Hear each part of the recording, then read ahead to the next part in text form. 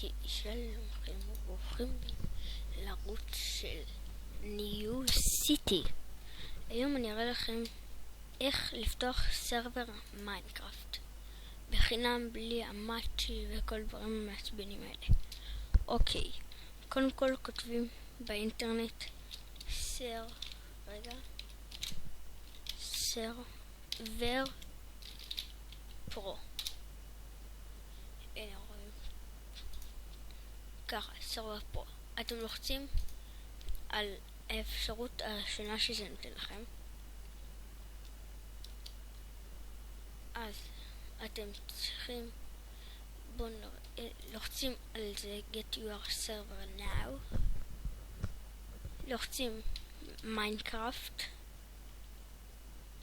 לכתוב פה את השם, אני עכשיו סתם מחרבש, חייבים לבחור איזה סיום, נגיד זה אני אבחר, זה הכי קל, ללחוץ על היבשת שלכם, אירופה,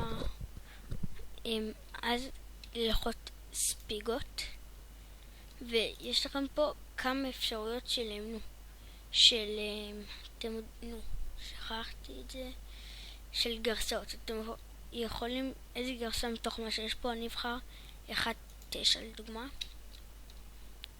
0.5G hold, אז זה ייתן לכם את זה. אתם אפשר לוחצים על זה, לי זה נותן את זה ככה פשוט, אני שנייה צריך למחוק את זה משהו, לכם זה ישר ייתן את זה, אז פשוט אתם תראו את זה שם, אתם תראו את כל הפרטים על זה, ואז אתם כותבים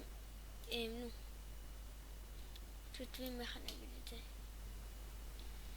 כאילו אתם עושים לכמה שחקנים שבא לכם עד 12 אפשר, ואז אתם יכולים לבחור קריאטיב, כאילו זה ייתן לכם למטה את כל האפשרויות, ואז אתם לוחצים save server, ואז זה שומר לכם את זה.